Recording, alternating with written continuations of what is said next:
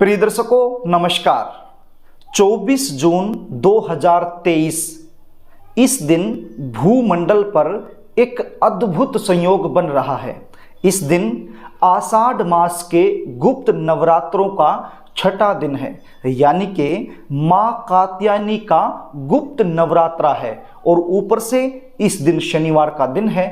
तो शनिवार के दिन माँ कात्यायनी का नवरात्रा आना अपने आप में एक अद्भुत संयोग बन जाता है।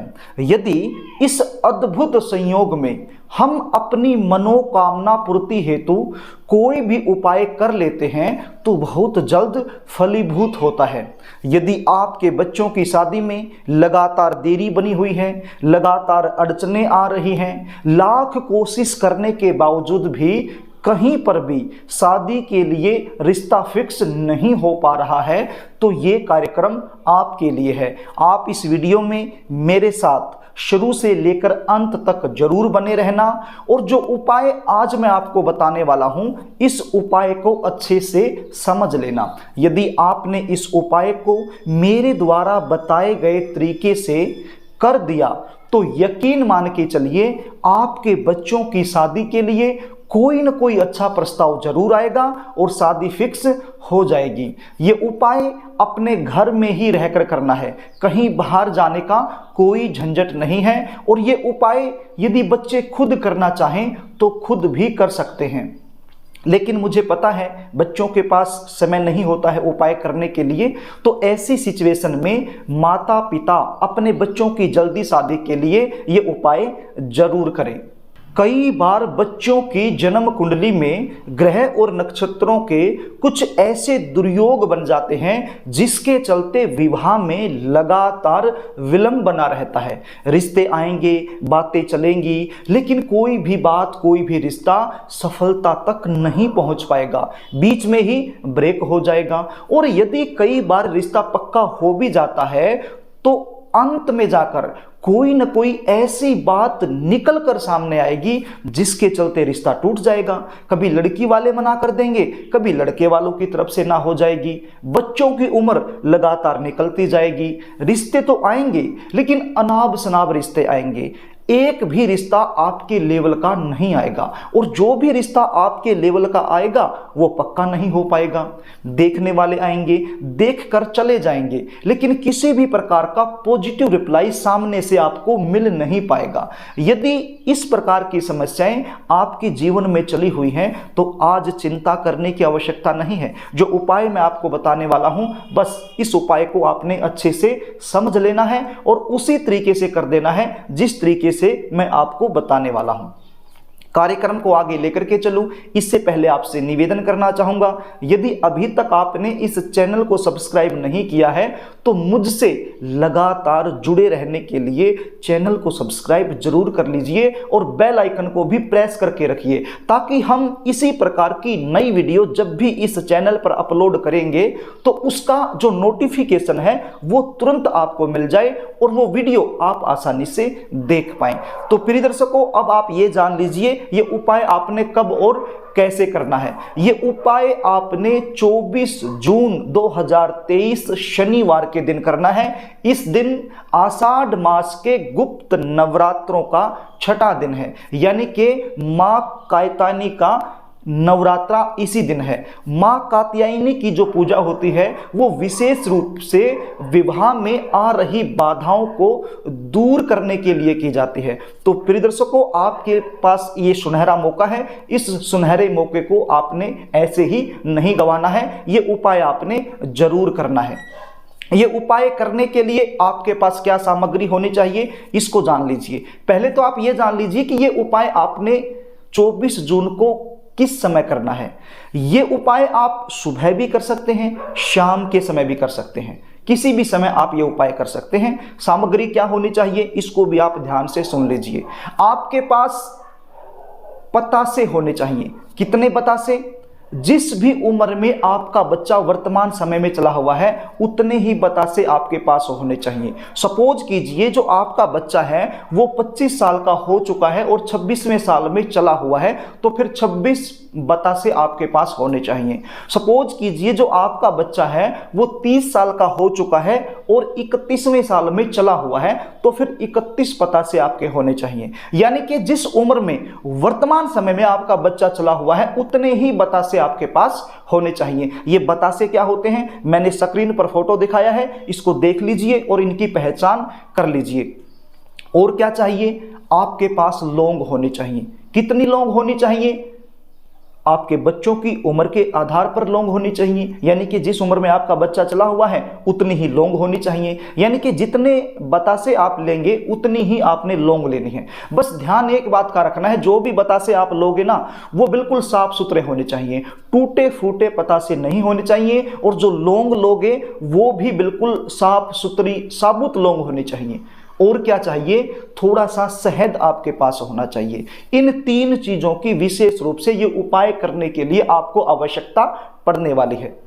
24 जून को आपने सुबह जल्दी उठना है। यदि सुबह आप ये उपाय कर रहे हैं तो अच्छी बात है, सुबह जल्दी उठ करके नहा धो करके साफ सुथरे कपड़े पहन करके ये उपाय कर दीजिए। और यदि शाम के समय आप ये उपाय करना चाहते हैं तो फिर आपको दोबारा से नहाना पड़ेगा।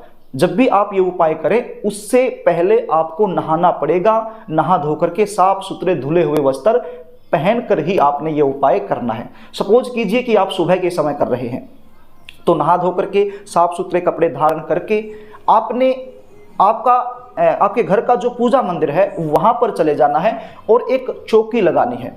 एक चौकी लगानी है, उसके ऊपर लाल रंग का वस्त्र आपने बिछा देना है।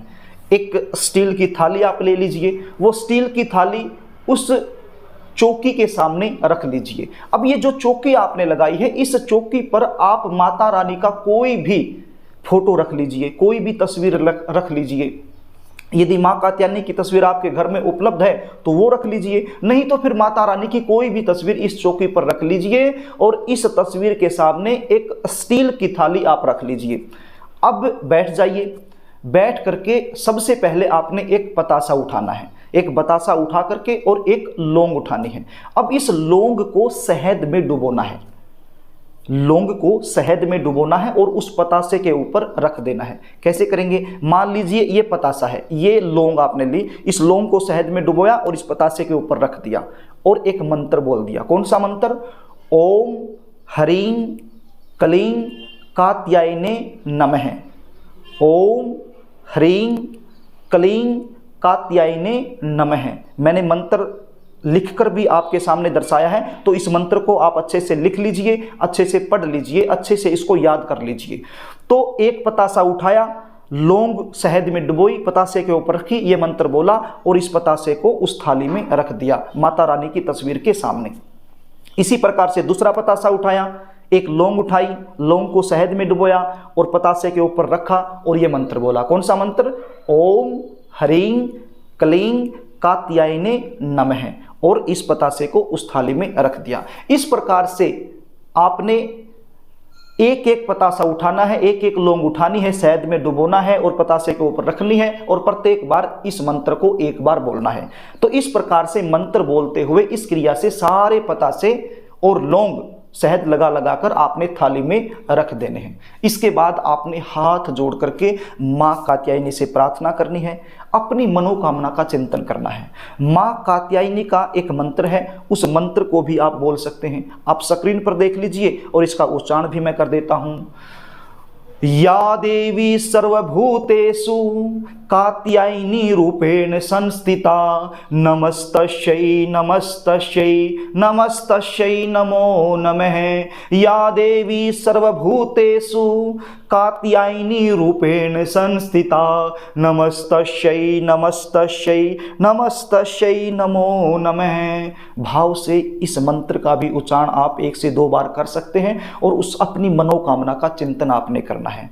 माँ कात्यायनी की जो पूजा होती है विशेष रूप से विवाह में आ रही बाधाओं को दूर करने के लिए ही की जाती है, तो आपके लिए यह सुनहरा मौका है। तो इस प्रकार से आपने अपनी मनोकामना का चिंतन करना है और माता रानी को अपने भाव से आपने रिझाना है। आपने इतना सा कर दिया। उसके बाद यदि ये उपाय आपने सुबह के समय किया है तो फिर आप दोपहर के बाद ये पतासे उठाएंगे और ये पतासे उठा करके कहाँ पर लेके जाने हैं, जहाँ पर छोटी छोटी चींटियाँ होती हैं, काले रंग की छोटी छोटी चींटियाँ होती हैं, मैंने स्क्रीन पर भी दिखाया है। तो इन चींटियों के रास्ते में आपने इन पतासों को, लोंगों को रख देना है ताकि ये इनको खा सकें। और यदि ये उपाय आप शाम के समय कर रहे हैं तो फिर आपने अगले दिन इन पतासों को उठाना है और इन छोटी छोटी जो चींटियां हैं इनके रास्ते में आपने रख देना है। तो इस प्रकार से आपने ये उपाय करना है। ये उपाय करने से आपके बच्चों की शादी में चाहे कितनी भी बड़ी समस्या क्यों ना हो, कितनी भी बड़ी रुकावट क्यों ना हो, तत्काल दूर हो जाएगी और जल्द से जल्द शादी होने का योग बनेगा। प्रिय दर्शकों, यदि आप अपने बच्चों की जन्म कुंडली का विश्लेषण मुझसे करवाना चाहते हैं, शादी में लगातार देरी होने का मुख्य कारण क्या बनता है ये आप मुझसे जानना चाहते हैं, आप अपने बच्चों की जन्म कुंडली के आधार पर जल्दी शादी होने के विशेष उपाय मुझसे जानना चाहते हैं, तो स्क्रीन पर दिए गए व्हाट्सएप नंबर पर आप अपने बच्चों की जन्म डिटेल लिखकर मेरे पास भेज सकते हैं। शादी के अलावा कोई भी समस्या आपके जीवन में चली हुई है और आप उसका ज्योतिषीय समाधान चाहते हैं तो भी आप अपनी जन्म डिटेल लिखकर स्क्रीन पर दिखाए गए व्हाट्सएप नंबर पर मेरे पास भेज सकते हैं और अपनी जन्म कुंडली का सटीक विश्लेषण मुझसे करवा सकते हैं। जन्म कुंडली विश्लेषण की हमारी फीस होती है, वो आपको पे करनी होती है, उसके बाद आपको पूरी जानकारी दे दी जाती है। तो प्रिय दर्शकों, यदि आपको कार्यक्रम अच्छा लगे तो इस वीडियो को लाइक करना, शेयर करना, कमेंट भी करना और कमेंट बॉक्स में जय माता दी जरूर लिखना। और यदि आप मुझसे लगातार जुड़े रहना चाहते हैं तो चैनल को सब्सक्राइब जरूर कर लेना। आज के लिए बस इतना ही, आगे फिर मिलेंगे, तब तक के लिए नमस्कार।